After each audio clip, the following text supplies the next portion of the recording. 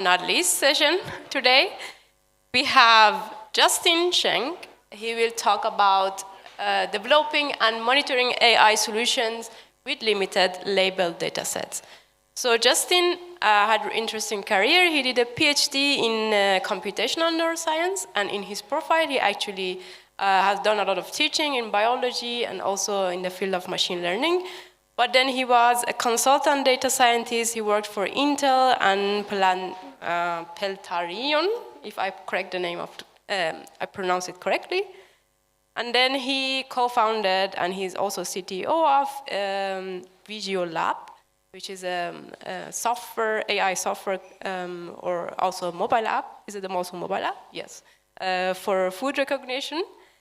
And he has already have a rich profile in terms of countries he has worked in. He has already worked in Sweden, US, Thailand, and Germany. And we are really excited to hear more about what tips he will give us on working with limited data sets, limited labeled data sets. A round of applause for him. Thank you. So thank you, Fatima, and thanks to Chris and Donia for organizing this Data Lifts conference. Hope all of you are enjoying it as much as I am. And yeah, I'm excited today to talk with you about some of the challenges that I came across in personal experience building this type of solution for machine learning pipelines, specifically with limited labeled data. So just a quick introduction again about myself. Fatima already mentioned the background. A lot of people here coming through data scientist route, also started in academia, and I worked through machine learning, studying in Germany in Osnabrück. I don't know if anyone here knows Osnabrück. There's a few. Yeah, there's a few. Okay, cool. Yeah, that's one thing to know about it. They have a cool cognitive science program. But yeah, background in neuroscience research. So before we go further, can I get some clarifying questions about your background? Who here is considers yourself a data scientist or machine learning engineer working with these kinds of machine learning products? Okay, awesome. And who here has trained a neural network, actually? Have you actually trained a neural network? Okay, awesome. So you already were on the same page about what are some of the challenges that you'll come across that are really unexpected when you're training a neural network and what kind of performance issues come about. And finally, who here has seen like a customer have maybe a bad experience because of a machine learning product in production? So yeah, okay, that's good to know. So those are the kind of challenges we want to be aware of when you're building machine learning models, and to make sure that you have the observability there to catch these errors before they affect the customer. So in this talk, we're going to cover some machine learning use case for visual food recognition, which is very relevant to VisioLab and what we do there. We're going to talk about where and when machine learning is failing in production, so a few of the cases where you might see the robustness decreased.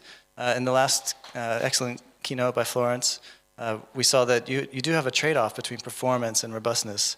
How do you manage that trade-off, and what are some of the tools and strategies that help keep you on the right track?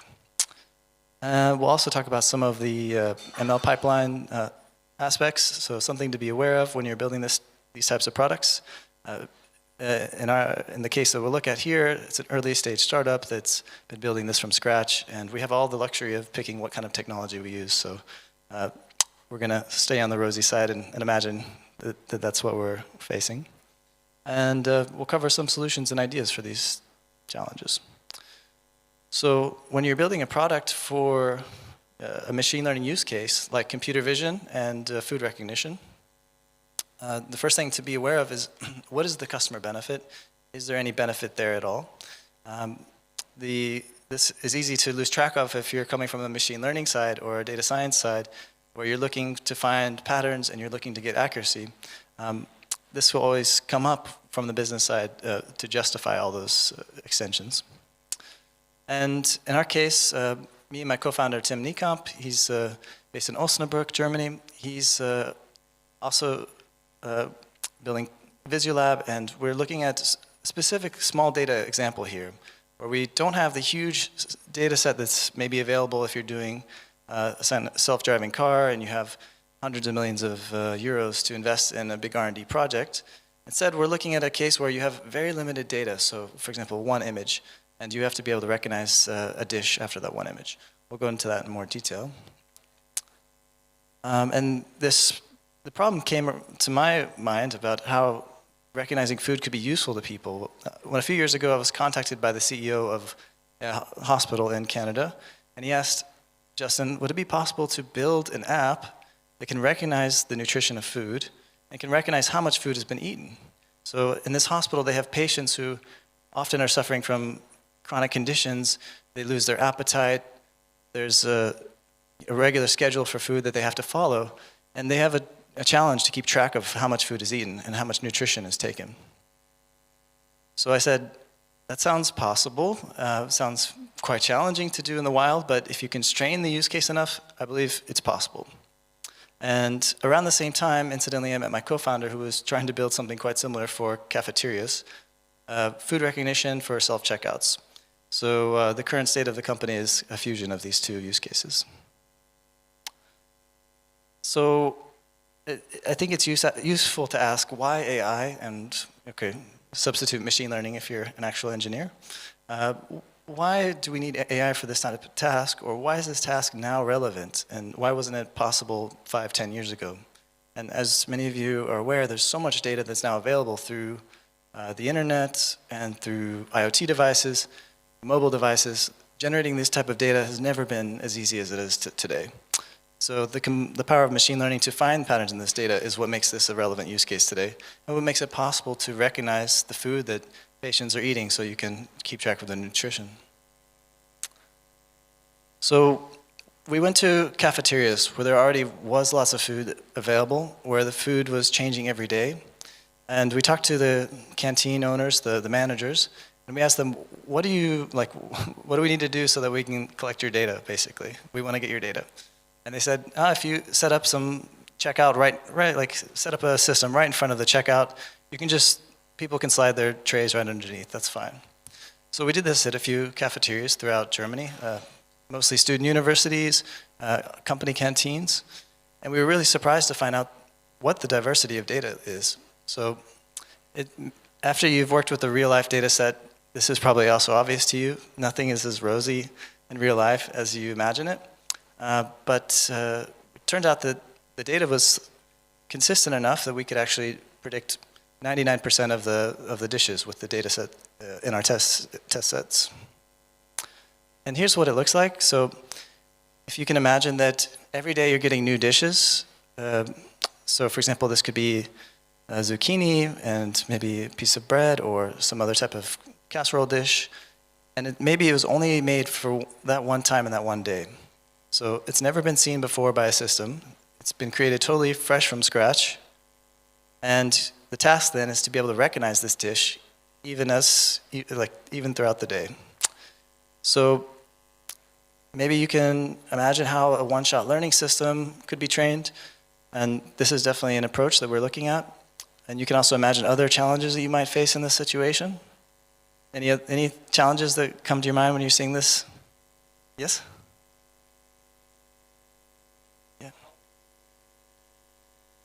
Good point. Volume, depth, like how high is the food or the bottle that's coming off the tray? Any other challenges you see here? Yes.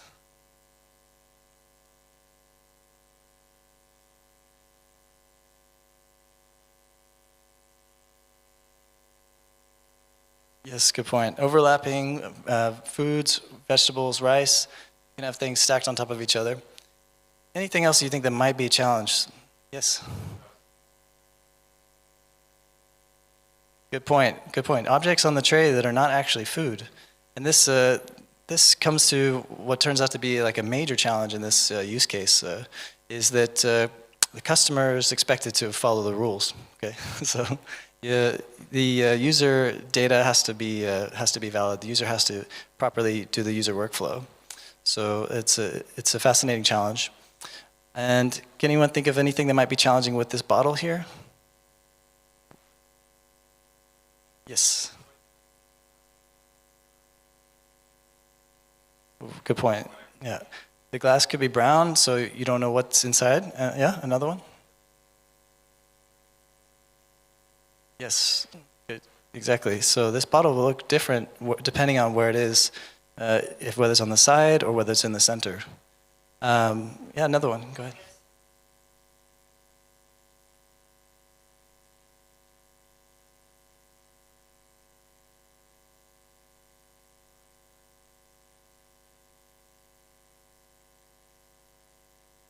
Yeah, exactly. The food, you can have such a range of colors for the food, and we've talked with bakeries, for example, that want to be able to recognize the difference between a sandwich filled with cheese or a sandwich filled with meat.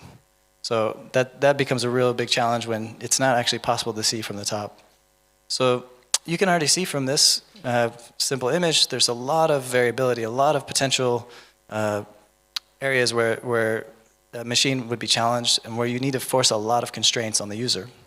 That's the kind of challenge that we're facing, and it's been a lot of fun working on it so far. So going into a little more detail, the question would be, let's say that you have a totally unique dish that's only been created that day, never before been seen by the system, and how many images will you need so that you can recognize this dish consistently? And this is a very practical question, and it's to be solved practically, but it started us on the journey of looking at one-shot learning approaches, and we'll talk about a few that we've tested in that direction. So just so you have an idea how this works, the user puts the plate underneath the system, it's an iPad, takes an image and onboards an image of the dish and multiple images with some variability. So you can introduce variability by stirring the rice, you can rotate the dishes or change the location. So let's go into some specifics of where and when machine learning can fail when you're talking about small data. Probably most of you have seen this slide already, Chihuahua or muffin. So if we're building that mobile app for the customer, for the hospital that wants to be able to detect the amount of food that's eaten by the patient, and there's accidentally a Chihuahua in the background when they're taking a picture of the muffin, they may think that there is food there when there really isn't. Robustness is super important, especially these funny shaped dogs looking like marshmallows, or whether it's a duckling or a plantain. It's hard to tell, very, very hard to tell, even for a human. I think this one's my favorite. Yeah, so getting everyone ready for, hungry for dinner already. But the customers, they really care about the experience. They don't care so much about the statistics. And this is maybe also a lesson to learn if you're coming from the technical side and you want to build a product or you want to support development of a product and you really want to understand in the most technical way how to explain and how to understand the challenge. The other side of this, which is super important, is what is the customer actually experiencing and what do they actually feel when they go through your system?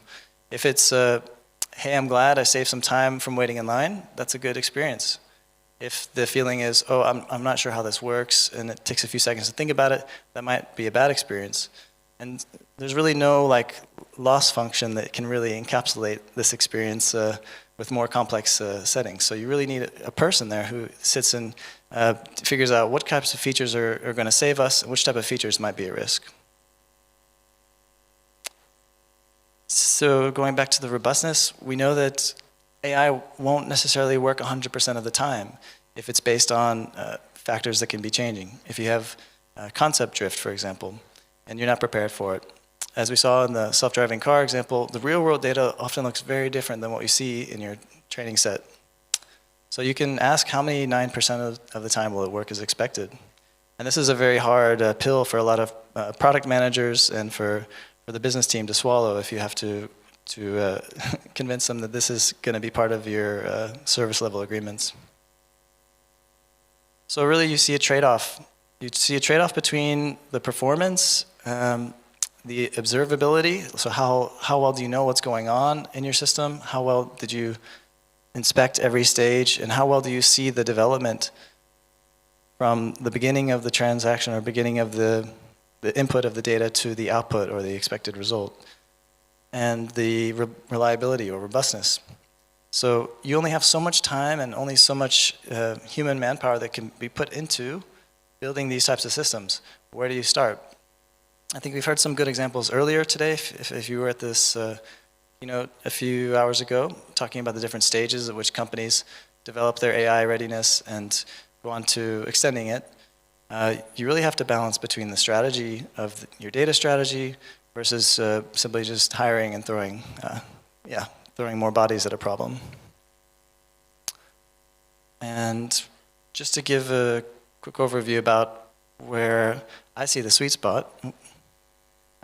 Sweet spot is going to be between these like huge R&D projects. So if you're an early stage startup and you want to build a product, get it out the door, you want to find something that's in between the big R&D projects that require hundreds of millions of dollars or euros versus something that is totally public data set that works 100% of the time. The sweet spot is going to be something somewhere in the middle where you have enough data to build a reliable model, but you also don't have the huge penalty that comes with the high risk of error. So being able to get user input and user feedback is going to make a big difference. And here we are in 2022. So small data is still really a challenge to work with. So you're working with cases where you might only have 1 or 2 images of something, and you want to be able to recognize it. So I'm not sure what your feelings are about like how far that will go, like how long will it be before we're able to do these kinds of moonshot AI projects that only require 1 shot. For what it's worth, my gut feeling is in 5 to 10 years, maybe sooner, the pre-trained models are going to get so good at distinguishing between visual features and also like higher level concepts that you will just require much less data to begin with, and that's the trend that we've seen happening so far. So in other words, expect a lot of the AI startups you see now today that are failing, expect in a few years to see them succeeding. But how much data do I need? It's a good general question. And if you're hitting a wall because you don't have enough AI for your deep neural network to fit your parameters around, then you can ask yourself, like, do I have like 1,000 examples at least to start out with? Say, a few hundred at least per class, and hopefully not too many classes. But this is a very, very low low minimum to start with. And in general, like you see a lot of the training sets that you've used, if you've done MNIST and a lot of the out-of-the-box tasks, you need a lot more examples to fit all the parameters. And then, of course, like with bigger models, like you've seen GPT-3, you're going to need millions of examples because you have such a large parameter space to fill. You need a lot of examples that will, give you good performance. So some solutions. So just general advice, checking your data and making sure you have all the data that you need and you have access to as much data as possible until, to reach a minimum level of quality and performance. And then monitoring everything. I think this is the point that gets neglected the most of the whole AI journey, because you've got the machine learning engineers and data scientists who understand the task and how difficult it is. And you've got the product managers often who want to understand where are we and what can we deliver, what can we sell, what is the customer going to experience. And that bridge in between them really involves a lot of communication and a lot of willingness to be vulnerable that, hey, maybe my machine learning model's working in this way, and here's how we can know better about how it's going to fail in the future. It takes a lot to step out and say, here's what we need to build to have a better guarantee of performance. And I think you can't emphasize enough how important it is the team that you work with. So I'm very fortunate to work with a great team. I'll talk a little bit more about that later. So when it comes to data and getting as much data as you can, I can say from my experience in the early stages of trying to do AI recognition, it would be really funny to see this happening at a big company. But so my co-founder and CEO was here collecting data, taking pictures on the tray or on a plate with some fake food, rotating it so you can get enough photos of what's going on. And we had a Jetson Nano set up there to take pictures and do inference. This was the early stages of data collection, and it's very raw, and it actually helped us a lot getting where we are. So data augmentation is like sort of the obvious approach. Once you realize what you're able to access of data, how do you get more of it? You can do all sorts of things. In our case, we tried combinations and cutting out things. There's a lot of synthetic data companies out there now that are doing this in a much more sophisticated way, making 3D models. And I can easily imagine this will be the future for AI, making it easier to generate more data that looks relevant to your target domain. In the case of food is like, so there's such a wide variety of foods. If you try to make a mobile app that everybody could use, it's quite unlikely that you'd be able to capture all that variance without an incredible R&D project budget. So again, the point goes back to try to constrain that use case as much as you can so that you can work with the small data that you have. And yeah, pre-training is, to me, kind of the closest to a silver bullet that I've seen. So the more data you have to pre-train your model on, even if it's only somewhat within the target domain, get as much of that as you can, and you'll get better features.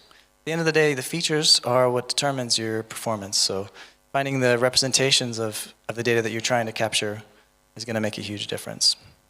And then you can transfer that knowledge to a separate task. So if you've worked with MNIST and you've pre-trained on MNIST and then try to detect on a handwritten, like a signature data set, it might work better than 50-50. But this is the direction that you can go on. So use as much data as you can, even if it's not within your target domain.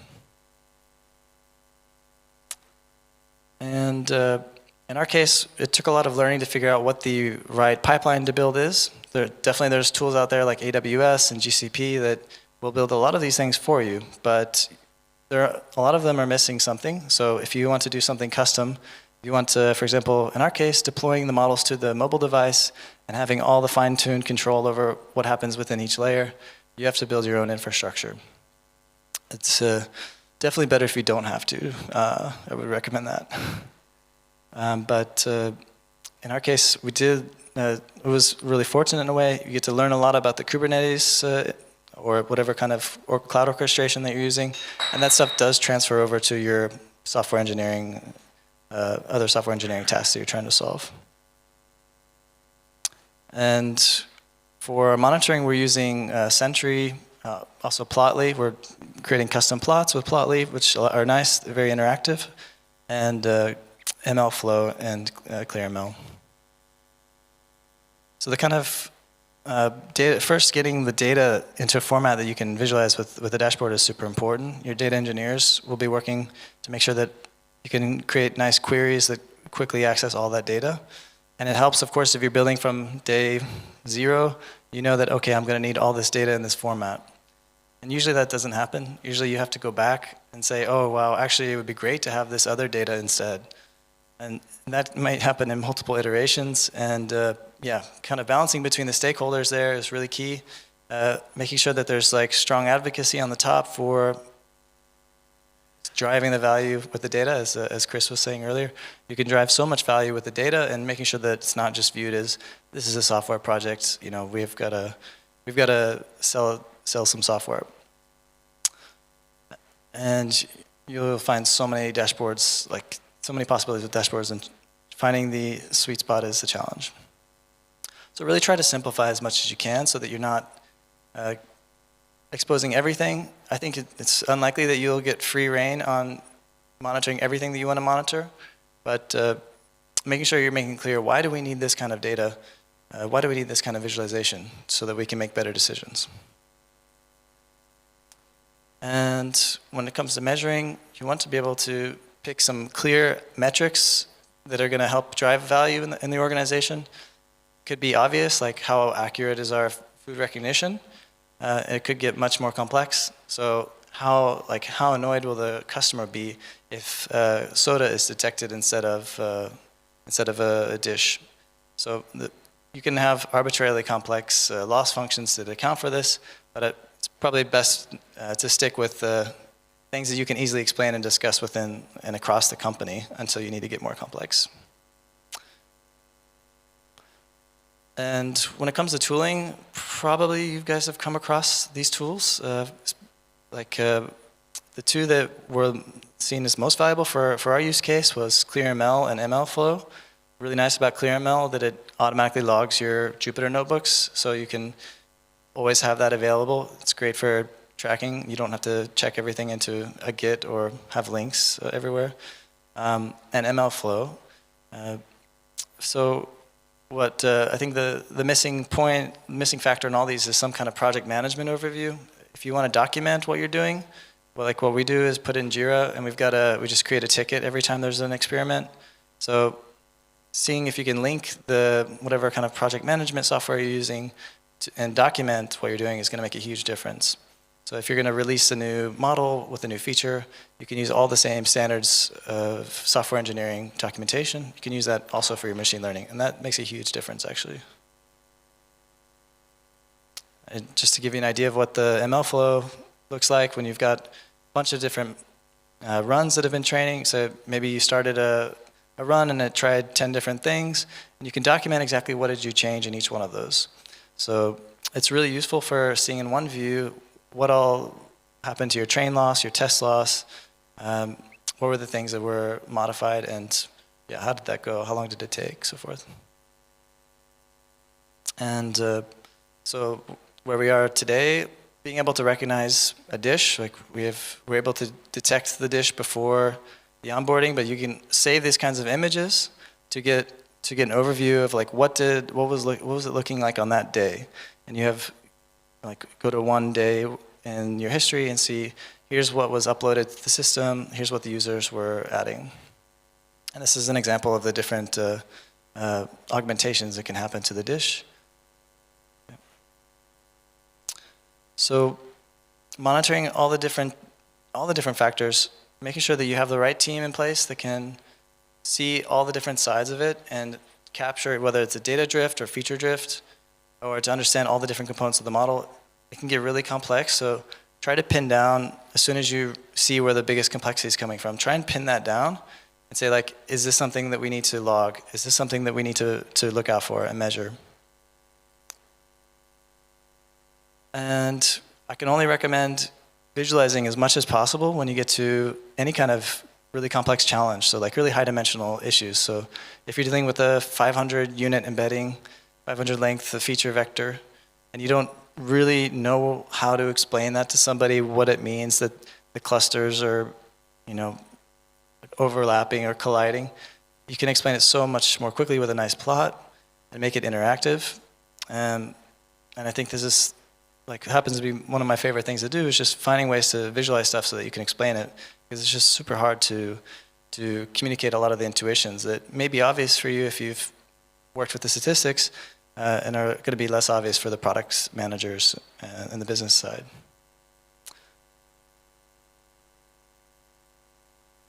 So, as you know, the deep learning can often be a black box, and there's a few different techniques you can use to get inside and understand how this black box works. You might have already worked with feature stores, so especially if you worked with text, but also it works with visual embeddings. There's going to be a nice workshop on Friday about neural search, so you might get some more intuition about this. Check that out.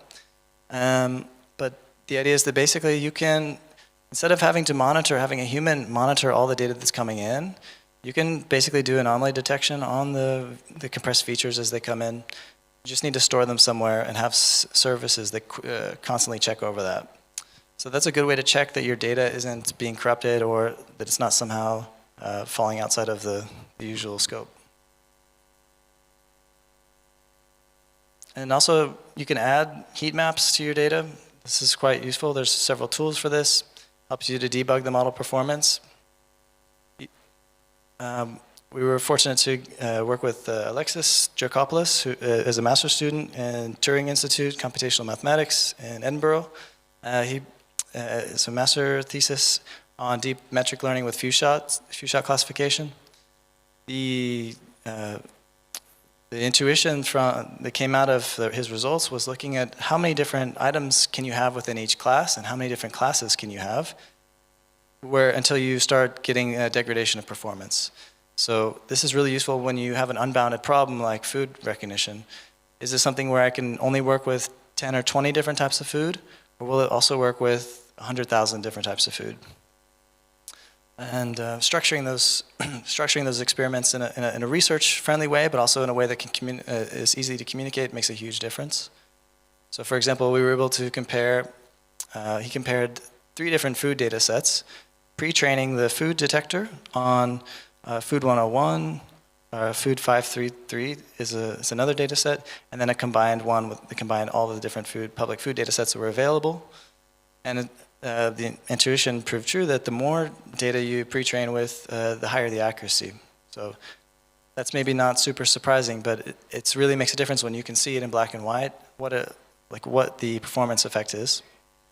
And also comparing the different number of classes. So I think this is a really nice chart. It shows that the more classes you have, the harder the challenge is. So your accuracy drops from 95% down to 60% if you're increasing the classes from 5 to 100. This is really useful to know and easy to communicate to the business team. Hey guys, this is going to be a limiting factor once we go in this direction. An additional thing to try is using GANs to generate images. This especially works if you've got clearly defined and constrained food types. So maybe you guys have heard of DALL-E 2. So DALL-E 2, being asked to imagine how does German food look, actually generates these images, which from a quick view looks pretty accurate, I guess, if you have potatoes and meat every day as a German. But it's, as you can see, it's very biased. It's very biased to what kind of data it can find. Maybe you guys have also seen this one if you're active on Instagram. How an AI imagines German medicine. So yes, drink your tea and everything will be fine. But so far the real-world performance of GANs with food is leaving something to be desired. I know that it's being used quite well in other areas that are maybe more constrained, like there's a software company, Iris in Berlin, that uses it to recognize, for example, tools. If you're trying to identify a tool, you can create many more images of those tools from different angles. So the final point I'd like to make and to remind you of, like, a lot of times people ask me, do I need a data engineer or a data scientist or an ML engineer or software engineer for my product? And it turns out, like, you really can't build a software infrastructure, in a Colab notebook, and you also can't expect somebody to go from 0 to 1 and statistics in a week.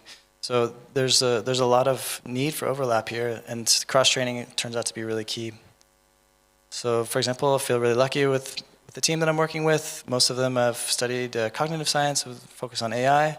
It turns out it's a lot easier to teach AI people software engineering than it has been for us to ask someone who's doing software engineering purely to shift to focusing on models. Like, software engineering seems to be the most valuable bottleneck for our team. Well, small data detection is a challenge in the real world. You want to keep up with all the different things that are going to shift around. Your machine learning pipelines you have a wide range of tools to choose from, so choose them wisely.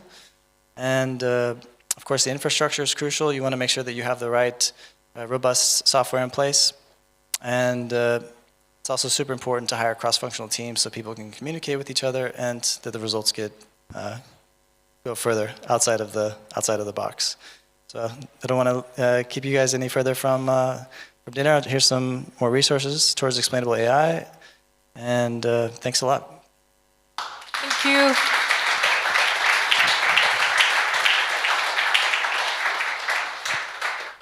So we have time for maybe 1 or 2 questions. Yes.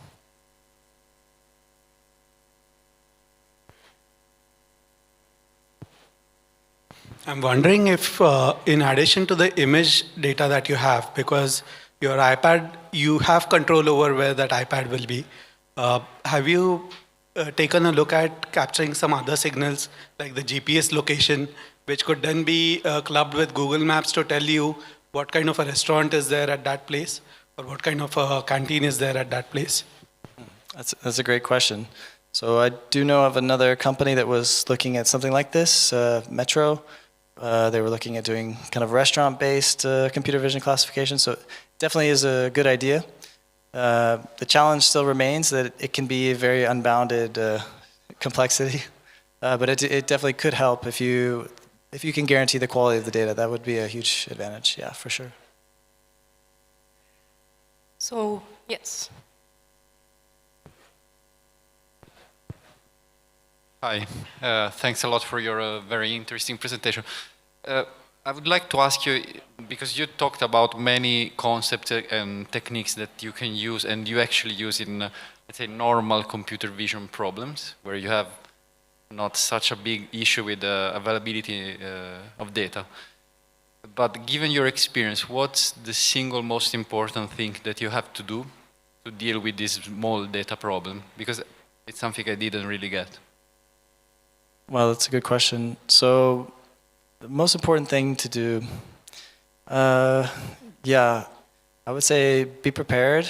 Be prepared for going through a lot of changes, whether it's with the communicating with the business team about what's possible, or getting shareholders aligned and building the infrastructure that you need, or prepare to explore different experiments that are going to allow you to try different types of models, whether it's experimental Siamese nets or whatever.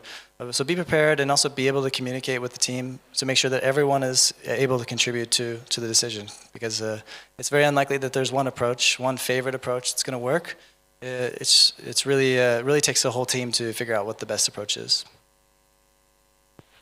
I hope that answers your question. We have time for one last question. I'm just curious to know how many classes do you have now? Yeah, good question. So we're currently running across 6 different canteens that have about, say, 40 to 50 food items each. And yeah, I would be confident that we could get 95% for sure in 99% of the cases. But yeah, we do see that like when we go beyond 100, then we definitely hit a wall in terms of accuracy. I think that will change in the next few years as the pre-training improves, as the quality of the features and the representations improves. Then there's no upper limit, no theoretical upper limit on how many classes you can recognize once you have a sufficiently trained, powerful detector. So yeah, like I see, we're struggling right now with basically this small data issue, and it's only going to get better as the algorithms and the availability of data and availability to leverage those features improves. Yeah. Thank you. Regarding the classes, how do you decide that you have a new class? How do you decide that you have a new class? Like you have 50 classes, I don't know, and then how do you go for the 51st? So if I understand your question, how to know how to increase the classes? How do you know it's a new class? Good question. So in this case, with the cafeteria, we ask the managers to onboard a new dish every time there's a new dish. If it's not something they serve every day, like a soda, if it's a new dish, they have to take a picture of it or take a few pictures. And then the system knows, okay, we have more classes today. This is a super hard challenge. Yeah, it's a lot of fun. Yes. I think I have to close Okay, the session, but you can just ask Justin the questions after. Okay. We are all ready for dinner, yeah? Thank you again, all of you, and Justin. Thank you.